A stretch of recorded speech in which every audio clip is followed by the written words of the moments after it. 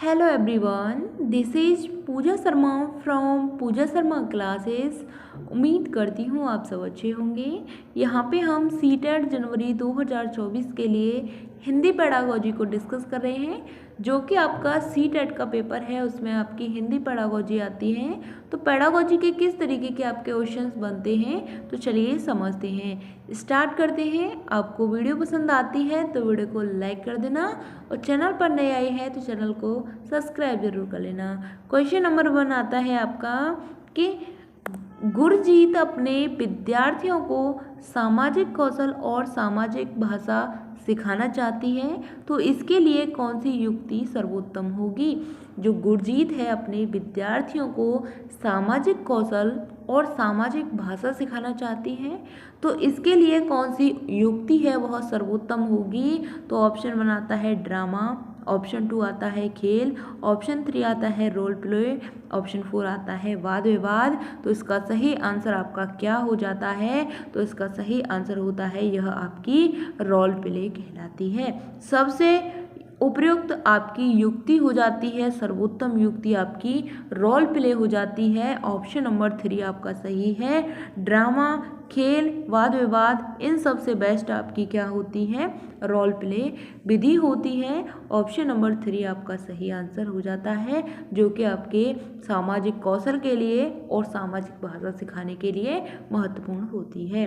Question number 2 आता है कि भाषा अधिगम में मौन अवधि चुनौतीपूर्ण महत्वपूर्ण है, तो यह कथन बताना है कि सही है या फिर आंशिक रूप से सही है, या गलत है, या तथ्यात्मक रूप से सही नहीं है।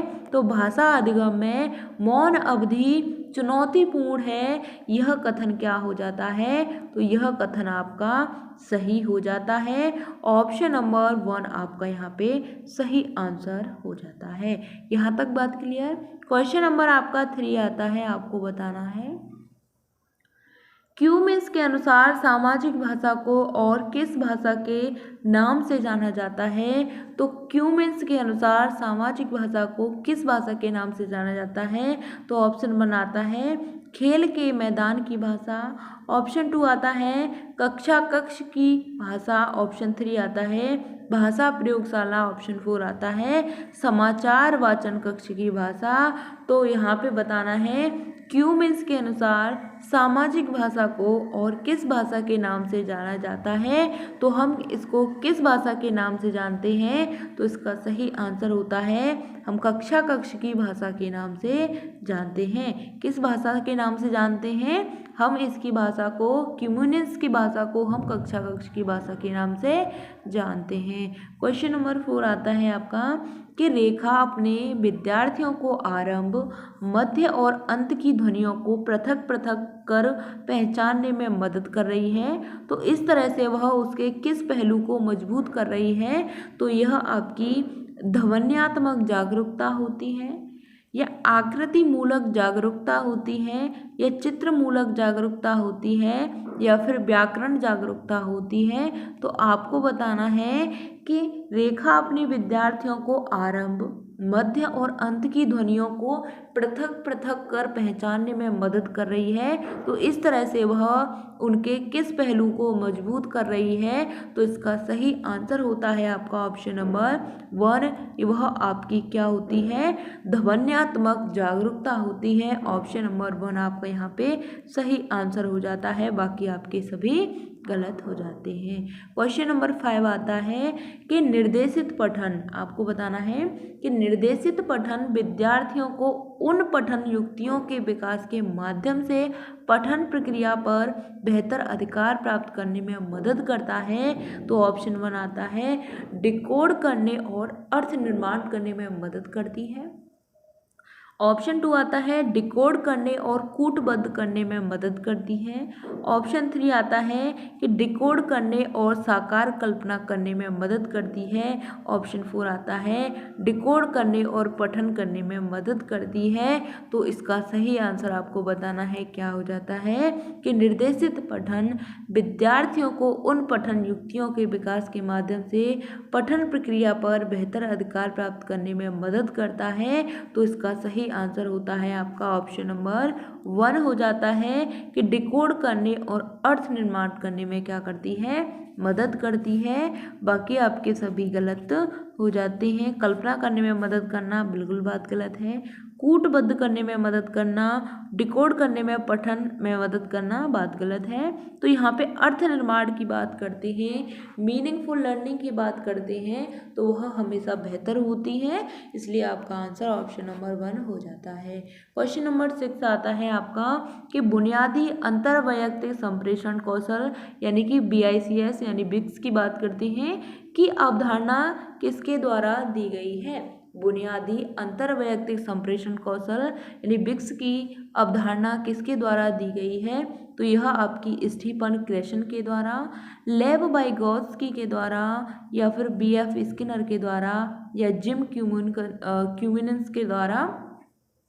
तो जो बुनियादी स्तर की जो आपकी अवधारणा दी गई है तो वह किसके अनुसार दी गई है, तो इसका सही आंसर होता है यह आपके कौन हो जाते हैं, जिम क्यूमिन्स हो जाते हैं, जिन्होंने क्या दी है, बुनियादी स्तर की जो आपकी अंतर्वैयक्तिक संप्रेषण कौशल की यहाँ पे अवधारणा दी है। क्वेश्चन नंबर 7 आता है, आपको बताना है कि समीना अपने विद्यार्थियों के लिए पठन के समय बहुत से चित्रों और दृश्यों का प्रयोग करती है।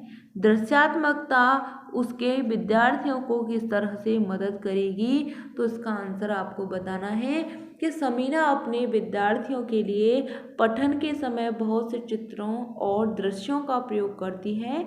तो दृश्यात्मकता उसके विद्यार्थियों को किस तरह से मदद करेगी, तो ऑप्शन बनाता है आपका जिस विचार बिंदु के बारे में वे सोच रहे हैं उसे समझने में। ऑप्शन 2 आता है कि पाठ्य सामग्री को बेहतर तरीके से समझने के लिए उसका चित्र बनाने में।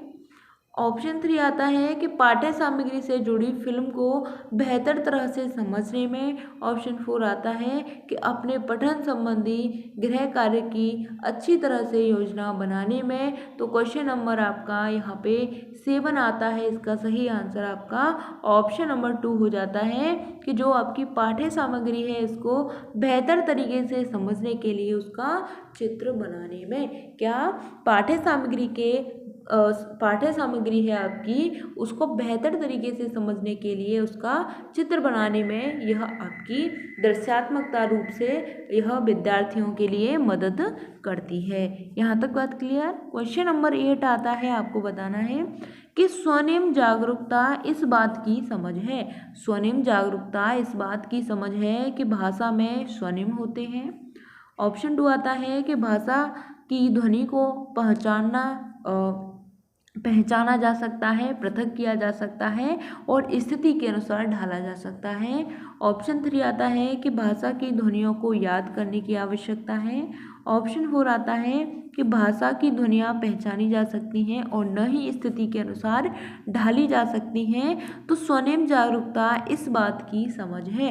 क्वेश्चन नंबर 8 का सही आंसर आपका ऑप्शन नंबर 2 हो जाता है कि भाषा को यानी कि भाषा की ध्वनि को पहचाना जा सकता है और उनको पृथक का मतलब होता है अलग, उसको अलग भी किया जा सकता है और यहाँ पे स्थिति के अनुसार उसको ढाला भी जा सकता है। तो यह बात आपकी स्वनिम जागरूकता कहलाती है और यह इस बात की समझ है। यहाँ तक बात क्लियर। क्वेश्चन नंबर 9 आता है, आपको बताना है कि सुधा अपनी कक्षा में पाठ्य सामग्री में आई व्याकरण और शब्द संपदा की व्याख्या करने के लिए विद्यार्थियों के घर की भाषा मुख्य भाषा का प्रयोग करती है। बाद में वह उन्हें उनका अनुवाद करने में मदद करती है। तो सुधा अपने विद्यार्थियों को अंग्रेजी सीखने में किस विधि का अनुसरण कर रही है, तो अंग्रेजी सीखने में किस विधि का अनुसरण कर रही है, तो यह आपकी संरचनात्मक विधि होती है, संप्रेषणात्मक भाषा शिक्षण विधि होती है, या फिर व्याकरण अनुवाद विधि होती है, या फिर प्रत्यक्ष विधि होती है। क्वेश्चन नंबर 9 का आंसर आपको बताना है कि सुधा अपनी कक्षा में पाठ्य सामग्री में आई व्याकरण और शब्द संपदा की व्याख्या करने के विद्यार्थियों के घर की भाषा मुख्य भाषा का प्रयोग करती है और बाद में वह उन्हें उनका अनुवाद करने में मदद करती है। तो सुधा अपने विद्यार्थियों को अंग्रेजी सीखने में किस विधि का अनुसरण कर रही है? तो वह किसका अनुसरण कर रही है? तो वह आपकी व्याकरण अनुवाद विधि का अनुसरण कर रही है। यहाँ पे हमने किसकी बात की? यहाँ पे व्याख्या करने की बात की। तो यह आपकी क्या कहलाती है? व्याकरण अनुवाद विधि कहलाती है। ऑप्शन नंबर 3 आपका सही आंसर हो जाता है। क्वेश्चन नंबर 10 आता है, किस साधना परीक्षा प्रश्नों के कठिनाई स्तर को समझ रही है?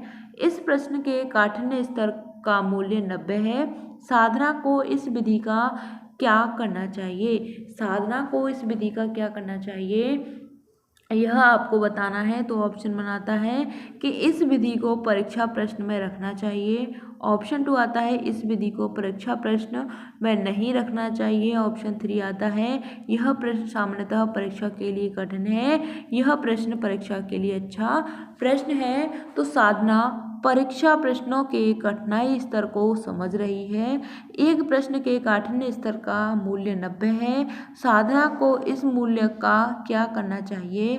तो इसका सही आंसर होता है आपका ऑप्शन नंबर 2। यह इस प्रश्न को परीक्षा प्रश्न पत्र में ही नहीं रखना चाहिए। इस प्रश्न को परीक्षा पत्र में नहीं रखना चाहिए। यह आपका यहाँ पे सही आंसर हो जाता है। यहाँ तक बात क्लियर? यहाँ तक बात क्लियर? चलिए मिलते हैं फिर आपको आगे की नेक्स्ट वीडियो में। आपको वीडियो पसंद आती है तो वीडियो को लाइक कर देना। इसी तरीके के आपके हिंदी पेडागोजी के क्वेश्चंस पूछे जाते हैं, तो आपको अच्छे से सभी क्वेश्चंस को समझना है। मैंने कई प्रैक्टिस सेट करा दिए हैं, कई जो आपके प्रीवियस ईयर क्वेश्चन पेपर से ही मैं यहाँ पे लेती हूँ, तो कई सारे करा दिए हैं। आप उन सभी को देखिए और आप अपनी तैयारी को बेहतर बनाइए। बाकी आपकी सभी क्लासेस चल रही हैं, आप मैथ पेडागोजी को देख सकते हैं, बहुत ही बेहतरीन तरीके से मैं डिस्कस कराती हूँ।